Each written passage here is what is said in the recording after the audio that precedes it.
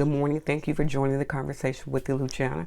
As always, I hope you are taking care of yourself. Hugs and love to you. It's shaping out to be a beautiful morning. The sun is shining, as you can see. The sun is coming through the window. This is the perfect ambiance for this video podcast. But I wanted to talk to you guys about some things. We all struggle. We all struggle with things. There's no one on this side of glory that don't struggle. We don't let those things, some things we do let fester. It get to us. Stress is one of those things that we can internalize, right? And at the wrong moment, that pressure cooker is open and you're going to get all that stress. You're going to get all that smoke, right? It can make you ill. Things that I have noticed in the last 48 hours have really put things in perspective for me. Number one, I'm more determined and more focused to make major moves in my life, and that requires work. That requires me to not see what's in front of me as an obstacle, but a challenge that is I'm going to overcome, right? Sometimes we're faced with problems, and we have to solve those problems. And I just feel like, for me, sometimes I kind of like, oh, I don't want to deal with that, but I have to in order for me to get to the next level. They always say level up. You got to level up, you got to buckle up, buttercup, and go. So I've been struggling with some things, but, I'm doing them. I'm forging ahead. I get out my own way. Sometimes we get in our own way. We block our own blessing, right? We have to be proactive instead of being reactive, right? So that's, day one of the 48 hours. Excuse me. The second one was, see how things happen, on social media. Everybody wants to be perfect. Life's not perfect. You're not perfect. You're going to make mistakes. This is not the finished product. This is a work in progress. Okay. The second thing, it's a little boy and his father. I'm pretty sure you guys saw them on TikTok. He's adorable. And I remember first seeing him, interacting with his dad, and it made me laugh and made me smile. I happened to be going through my the news, scrolling, and I came across his article, and basically he was sharing his cancer diagnosed, colon cancer, 34 years old, stage 4, and it shocked me. It shocked me, and I was heartbroken because he brought so much joy to people's lives. Even if you didn't know him, if you saw the video, you thought they were adorable. And I stopped watching because when you get busy, and you kind of like take a break from social media or TikTok or wherever you follow with people, because I think it's a good cleansing for you to step away from people, step away from social media. It's healthy to do that, and we all should do that. But I haven't watched in a while, and then when I saw that, if you don't have a heart to feel for other people, then check your pulse and make sure that you're still alive. And it put things in perspective. No matter how successful you think people are and how blessed and fortunate they are, you don't know what they're dealing with, right? You don't. I'm pretty sure no one would trade places with him in a moment. They wouldn't. But yet and still, he was able to go and share. And he did. I hate cancer. If I hate anything, it's cancer. And hate is a strong word. It is. Because what it does, it wreaks just havoc, not only on the person that's inflicted with that disease, but the people that are around them. It's a horrible disease that should be eradicated, right? It should be eradicated. And but anyway, you saw him, and it was very brave of him to share his story about getting checked. Also, his prognosis is not good.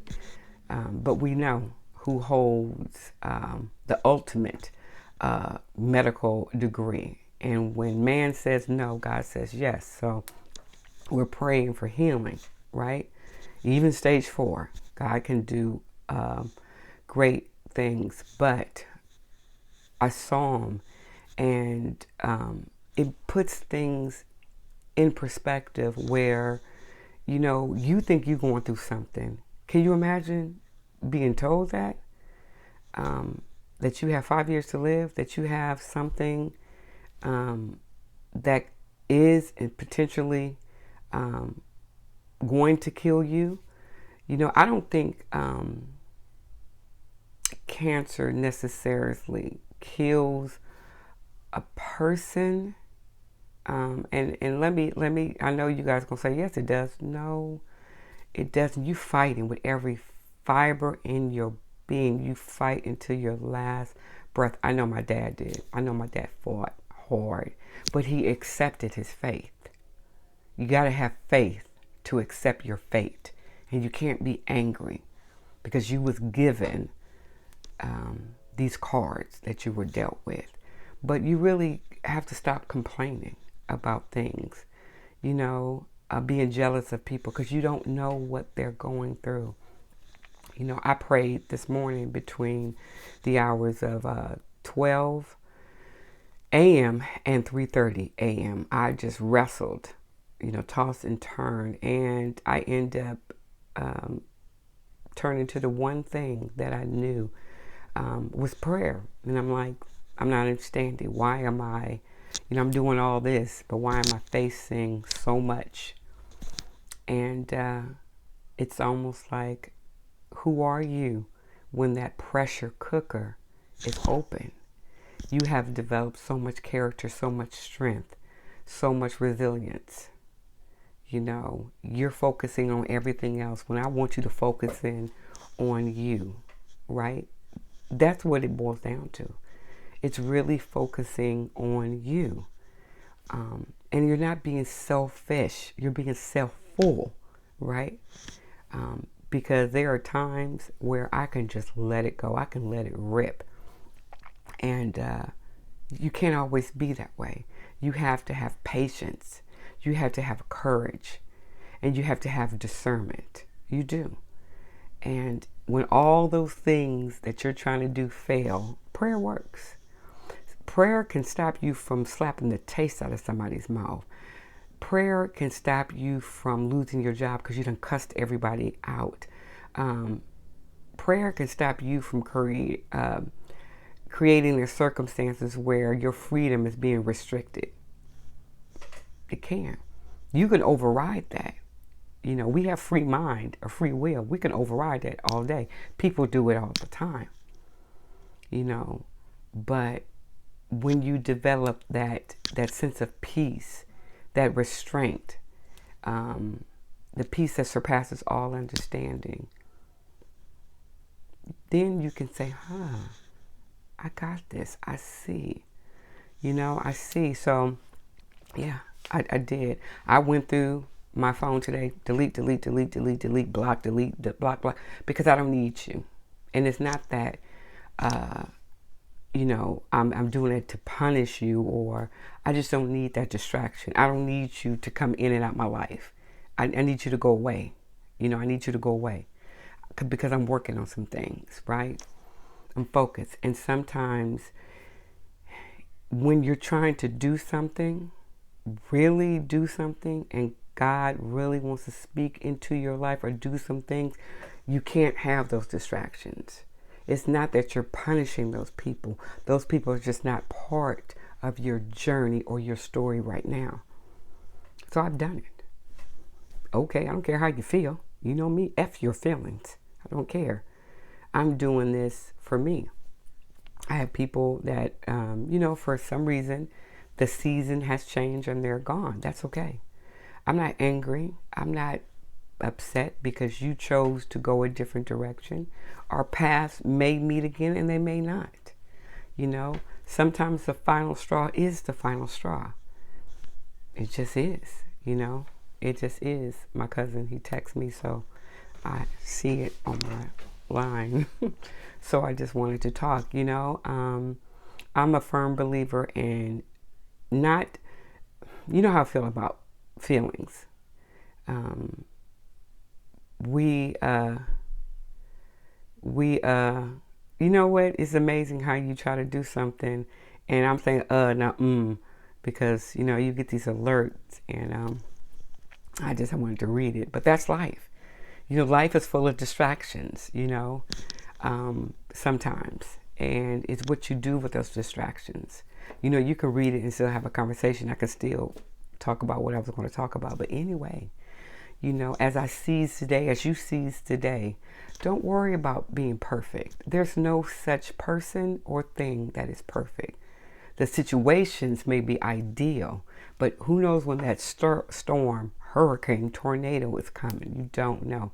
You can't really predict the damage that those storms or those tornadoes will bring, or earthquake, destruction. But the fact that you've seen it and you know it's there, and he's brought you through so many, you can take this one. You can take this one. I'm reminded of my cousin. I always talk about my cousins. I talk about my cousins more than I talk about, my siblings. I'm sorry. My cousins are just the best. And my children. I'm often, he said something to me, and I never forget that. And he's actually going through something right now. And I reminded him what he told me. It said, you're not going to go through this war and there not be no casualties. And you're not going to have no battle scars. You can't. It's going to hurt. It's going to cause pain. It's going to cause some damage. That person might be left with a big scar. You may be left with a gash over your head. But know that the battle was fought and you won, so to speak, because either you made it out alive or you was able to assess and conquer small victories, but you're not going to come untouched. You're not. You can't. So in a perfect world, everything is perfect. But this is the imperfect world we live in. So, instead of complaining about what you got to do, do it. Or instead of worrying about what somebody else has, worry about what you do have. And you go out and make things happen. People will irritate you. I'm telling you, one of my biggest problem, I would say, my Achilles heel, is people irritating me. They annoy me. And I that's one thing that probably I don't like, when people just needle, they poke, and they know you're not saying anything, not because you're intimidated at all. It's just like you know what you're capable of, right? So you just kind of move on. You move on, and you get frustrated, you get aggravated, and sometimes you have to walk away. And sometimes people think walking away is a sign of weakness. No, it's not. No, it's not. It's strength. When I give you the calm version of me, that's when you need to be scared, because that's fire. Where there's smoke, there's fire. Yes, that's true. But people take it as a sign of weakness. You don't have to prove that. You don't have to do that. At the appropriate time, it will be revealed, and they will know. So what am I saying? I'm saying is that everything, some situations are a teachable moment. Sometimes it's a walk away moment, and sometimes it's a God moment where you like, I can't deal with this. I can't deal with this. And if you're concentrating on everybody else's situation and circumstances, you're not really focusing on the person that matters the most is you, right? Taking care of your health is very important. Listening to your body. There is not cancer or any type of disease is not for the older people. You know, it's hitting younger people. And you're not promised tomorrow. You're not. You're not promised tomorrow. But it's what you do with your today. It's what you do with your right now. You know, it's what you do. It's how we survive, you know, and thrive in these uncertain times. You are fortunate, you are blessed. I am fortunate, I am blessed. You know, I don't walk around with in bubble wrap like nothing can touch me. I'm fragile. No, I'm out there in the elements. You know, we all struggle. We all have different insecurities. It's like public speaking. That's what it really truly is. It's like public speaking. I'm gonna tell you why. Then I'm gonna close with this. When you're learning to speak in front of one person or 1,000 people, millions of people, you know, if you don't have that sense of fear, uncertainty, you should check your pulse. It's not the thrill. It's nervousness, because you never know. You never know. You cannot control people's reaction. You cannot control what people think. You know, comedians are a perfect example. They're out there performing the act, right? But then you have somebody's heckling them. You have someone who tries to throw them off their game, but they handle it with grace, courage, strength, and resilience. They could shut you down, and they can go on with the show. So take that piece of advice. I don't give advice. You know me. I don't give advice. I said advice. But take that for what it's worth. You know, you should have a sense of uncertainty in your life. But you're confident that no matter what the outcome is, you're going to be okay. You're going to be fine. Don't be jealous of other people's success, because you don't know what it took for them to get there. You know, conversations with the Luciana was just something I did. Came to my head and I just started talking. And I may not be where I thought I should be, but you know what? Damn it, I'm enjoying this. It's not perfect. You know, remember, it took me a long time to do a video on YouTube. I didn't want people to see my face at all. I went out and bought all this equipment. Right, I got a Yeti mic. I'm gonna show you this Yeti mic that I yet to use. Hopefully I won't lose y'all. This. See, I spent all that money. And you know what I use? This little thing that came with this tripod that I'm using. You know, sometimes we go out and buy all this stuff, unnecessary stuff that you may need in the future, but you don't need it right now. What you have, you are equipped for. What you have is all that you need. You know, it is. It is what it is, right? You know, we put filters. You know how people put filters like on TikTok or anything, they want to show that they're different? No. This is it. This is it. A hoodie. I love my hoodies. You know, face wash, toothbrush, but this is it. This is me. People want to see, I'm not saying realness. People want to see that, yeah, she does that. She gets up and do that. She works. She records. She goes out there. She pays bills. She, you know, deals with her mother. She deals with her adult children. She deals with her friends. She deals with these annoying ass coworkers. No, I'm just joking. You know, but yeah, she handles it with class, and she is focused. She is me. You are you. Be you. Don't be so hard on yourself. It's okay. It's okay. Develop a sense of work ethic. Develop a sense of character. Don't let that pressure cooker always pop open and steam. First it's steam, and then the content what's in there. No, sometimes it's burned. Sometimes it's not edible. But sometimes you gotta, you know, understand that pressure develops character. And what's inside of you is going to come out of you. If you have a survival mentality, you're always going to survive and thrive because it's in you. It's a part of the makeup of your life, right? You want to do something, do it. Don't wait for permission to be you. You know, somebody else didn't have this opportunity. You do. You do. You have this opportunity to go get an education, to work, to start a business, to do whatever you need to do. Don't worry about what the future holds, because we don't know. Because there's some people that plan out their entire life only to be given a fatal diagnosis. And then all that other stuff, I should have, would have, could have, does not matter.